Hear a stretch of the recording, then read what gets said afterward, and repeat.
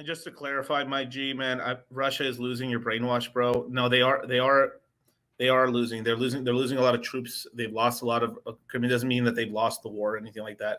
They actually could turn it around in the summertime and stuff. So, but my G, bro, you're not over there fighting the fight and stuff. You don't know.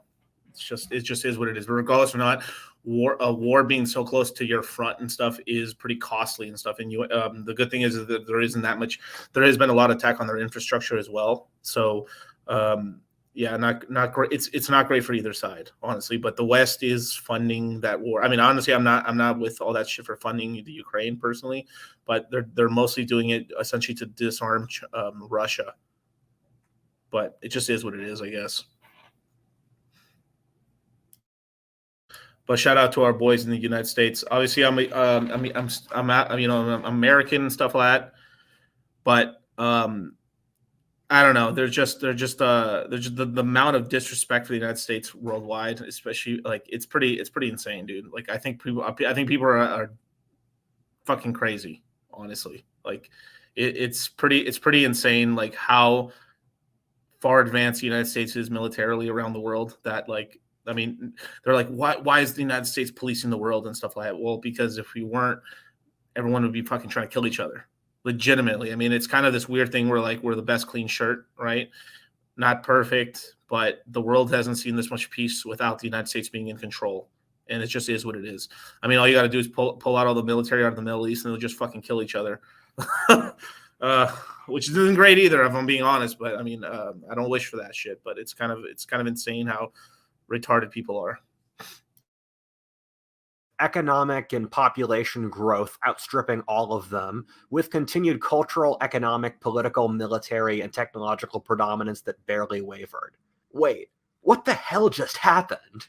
The story of the BRICS is such a strange rabbit hole. However, once you look into it, you see a picture of deliberate lies, misconstruals, and lost dreams that show how often our understandings of the world are guided by what various special interests want to believe, what the current luck of the moment is, and how devilishly hard it is to play the game of betting against God, that is, predicting the future.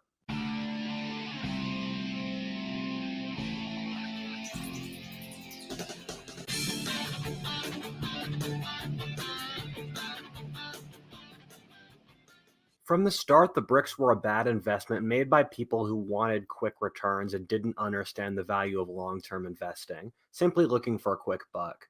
It takes time for an economy to grow, and businesses with a good model don't crop up overnight. And sometimes, even promising business models aren't enough. Last year, companies that have shaped the way a generation processes its daily lives lost trillions of dollars in value that took decades to build. At one point, these companies combined with the 14th largest economy in the world, so as they declined in value, so did the portfolios of nearly every major institution, hedge fund, and investing platform.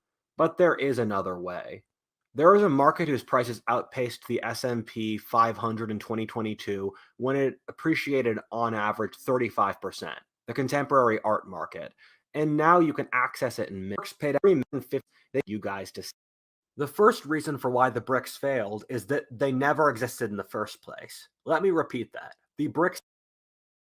Now, he's about to come up with a really great point that this is kind of a bullshit sort of like fake relationship. It's mostly just done because they kind of meet once a year just to kind of resolve like trading disputes or something like that. But because they're such big trading partners, they kind of have to meet with each other. But most of these countries don't really like each other. And if a real war were to come out, they would be pretty much all against each other. Outside of maybe like one or two might have a little bit of an ally in themselves. Obviously, India and China kind of hate each other. Yeah. But just you know what? Just because I don't run away from any of this bullshit, just to say this right here, how can you say that when America's killed 1 million Iraqis alone? What about Syria, Afghanistan, Africa? And then I said the dirtiest shirt. It just is what it is. Like, I mean, honestly, like I did not believe, like, honestly, fucking all that 9/11 shit. Like, I'm pretty sure it was the fucking Saudis who did it, if I'm being honest. And we shouldn't have been in there anyway. Like, legitimately, like, absolutely not. I mean, maybe Desert Storm, that's fine and stuff because we're protecting the Kuwaitis or whatever. But like, this whole Iraq invasion, Afghanistan invasion was a crock of shit. I do not support that at all. But it happened, and it also happened when I was, I was a kid growing up. So I'm not with on any of that shit. I think that's bullshit. But regardless or not, like, if you end up having entire nations at war, you will have more than a few million. I promise you that. Have never been a thing. That's a bit harsh, though. These countries do meet up once a year to discuss their shared interests and what they're working on right now. However, it's not at all comparable to organizations like NATO, the European Union, and the like, which often work like transnational empires, in many cases since they're extensions of the American empire and are part of Western civilization.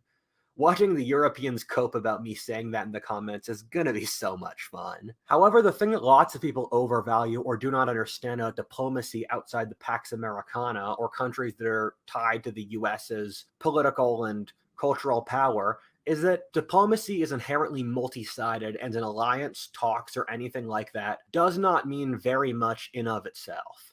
Let's just look at India and China's relationship as a single example. India and China are both part of the BRICS, being the I and the C, and India is also part of China's what really amounts to colonial project of the Belt and Road Scheme. India also commonly buys military equipment from China's ally Russia, and the two could be considered allies. From all this, you would suspect that China and India would be strong allies, right? However, the reality Yo, India's comb over was incredible, man. That's an incredible comb over. all this, you would suspect. Sheesh. But yeah, but basically these two, you would think with these two countries, with the size and population they have, these fuckers should not be fighting with each other at all. Should be fully allied and should have a trading partnership the same size as the trading relationship we have with, Canada and China, and Canada and Mexico. And honestly, because of their inner fighting and stuff, this has been a big detriment to their economies. And honestly, this is pretty fucking stupid. Honestly, if geopolitically and stuff, if they really wanted to kind of try to conquer the world or do that, like, they would do it together. But they don't. So, oof. That China and India would be strong allies, right? However, the reality is that these countries have threatened war with each other several times in the last few years, with skirmishes between them in the Himalayas killing hundreds of people. China is trying to dam up India's water supply in the Himalaya mountains, and both are actively cultivating alliances, navies, and foreign policies against the other country, and by all accounts despise each other. However, in these separate organizations, they can pretend to be buddies. This degree of complexity of working with several different partners at once is common in the second and third worlds, since it geopolitically makes sense. People often say a country. Whew, this is gonna be a long video, guys. I'm gonna pause a lot right here. Look at all these people. But